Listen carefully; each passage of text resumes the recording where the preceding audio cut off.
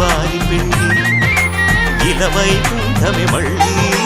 సంప్రదాయమే సౌందర్యంగా సాగుతున్న పెళ్లి ఇది తెలుగు వారి పెళ్లి ఒకరికి ఒకరని అనుకుంటే